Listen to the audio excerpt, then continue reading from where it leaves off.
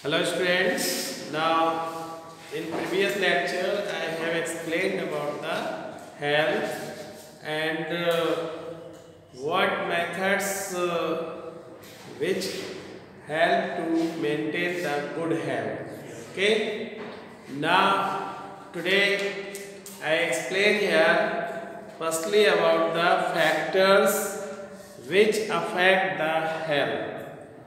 I will explain some factors which can affect our health. Okay, and after that I will explain about the pathogen and diseases. Okay, so now let's start the explanation here. Factors which affect the human health. Okay, सबसे first factor है बेटा number first है बेटा genetic disorder.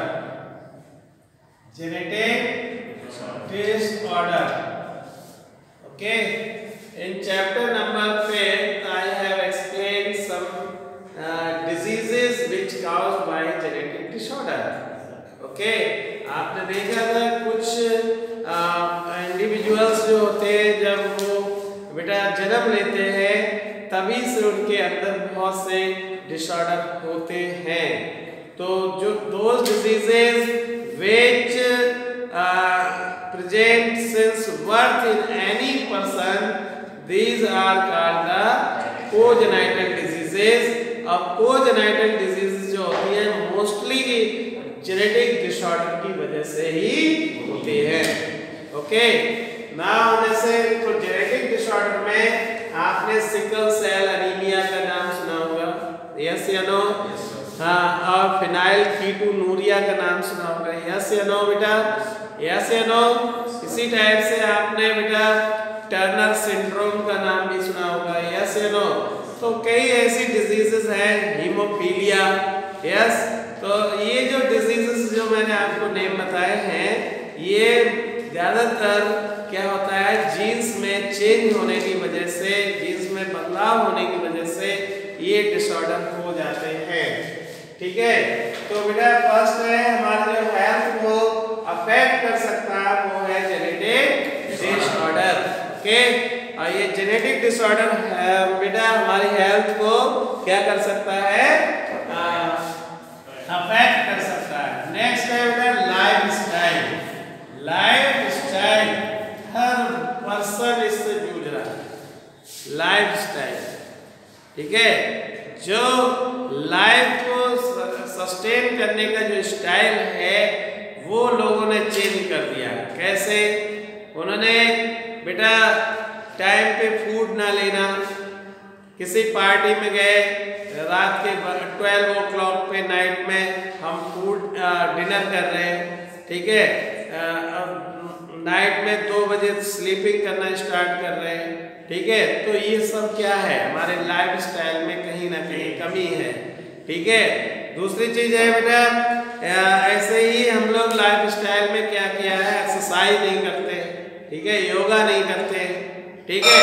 तो life style में कहीं ना कहीं हमारे फूड में, कहीं ना कहीं हमारे हैबिट्स में, कहीं ना कहीं हमारे बेटा एक्सरसाइज में कमी होने की वजह से हमारी बॉडी के अंदर बहुत से डिसऑर्डर हो जाते हैं और हेल्थ हमारी जो है मेंटेन नहीं रह पाती है। ठीक है, नेक्स्ट है बेटा हमारा इन्फेक्शंस।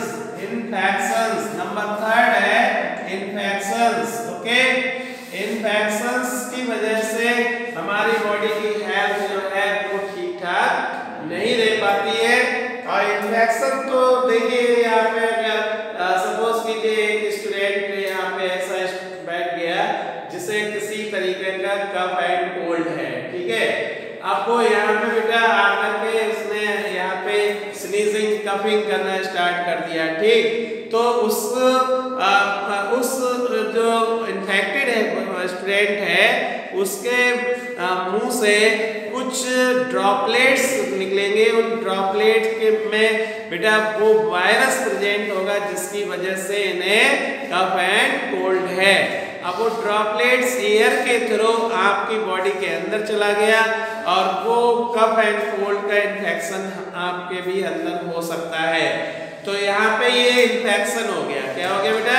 इन्फेक्शन। ऐसे ही कोरोना का जो इन्फेक्शन है वो भी यही कहा जाता है सोशल डिस्टेंसिंग मेंटेन कीजिए। अदरवाइज अगर कोई भी कोरोना का पेशेंट अगर यहाँ पे हुआ और उसने स्नीजिंग और कफिंग किया और सोशल डिस्टेंसिंग मेंटेन नहीं हुई तो वो वायरस जो है आप तक भी पहुंच सकता है। ठीक है बेटा?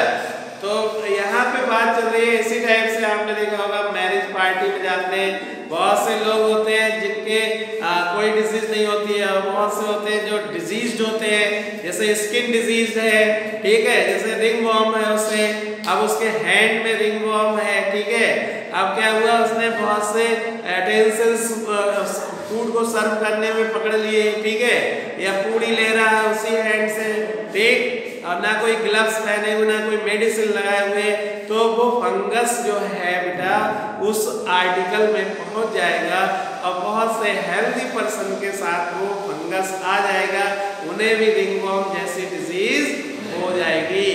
ठीक है? तो ऐसे ही कुछ लोग जो होते हैं बेटा बाथरूम में जाते हैं, कुछ लोग जो होते हैं ओपन एरिया में किसी सपोज करो वेजिटेबल की क्रॉप ग्रो हो रही उसमें जाके वो डेफिकेशन करके आ गया और उसके अंदर ऑलरेडी एस्केरियासिस डिजीज है, एस्केरियासिस के एस्केरिस की वजह से होता है, उसके एग्स जो होते हैं उस डेफिकेशन के साथ वहीं पे रह गए, ठीक है, वेजिटेबल क्रॉप में, ठीक, अब वो वेजिटेबल उसमें बाटरिंग हुई, अब वो उसके एग्स जो थे पूरी वेजिटेबल में इधर उधर फैल गए।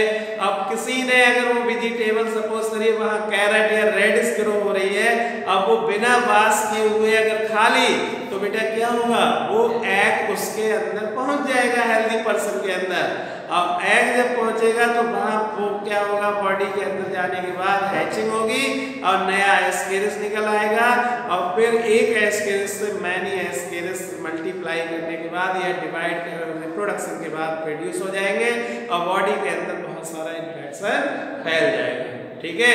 ऐसे ही इन्फेक्शन हमारे मॉस्किटो फैलाते हैं। मॉस्किटो क्या करते हैं, वो अनहेल्दी पर्सन का ब्लड जो मलेरिया सफर कर रहा है उसका ब्लड सक करके आते हैं और उस ब्लड के अंदर बेटा प्लाज्मोडियम के गैमीट्स होते हैं और वो गैमीट्स जो है उस मॉस्किटो में फ्यूज हो जाते हैं और फ्यूज होने के बाद बेटा स्पोरोजाइट्स बन जाते हैं मलेरिया के, और वो स्पोरोजाइट्स बेटा उसकी सलाइवा में पहुंच जाते हैं और जब वो दूसरे हेल्दी पर्सन को बाइट करता है तो उसके स्पोरोजाइट्स जो होते हैं सलाइवा के द्वारा उस हेल्दी पर्सन में पहुंच जाते हैं और मलेरिया डिजीज उस पर्सन के अंदर हो जाता है। ठीक है?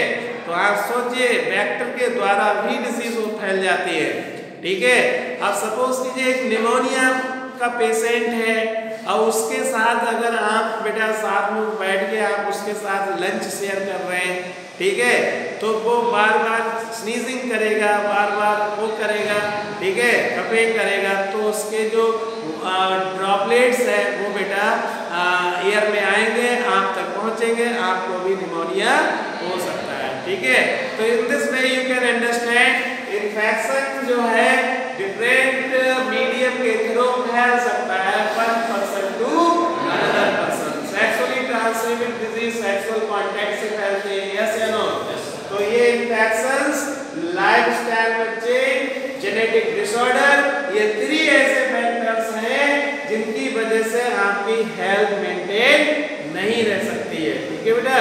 अगर इन चीजों से बच गए तो आपकी हेल्थ जो है कैसी हो जाएगी, ओके हो जाएगी, वेल हो जाएगी, आप सोशली मेंटली और फिजिकली वेलबींग रहेंगे। ओके? तो I hope so you have understood this concept and in next lecture I will explain about the diseases because your period is over. Okay?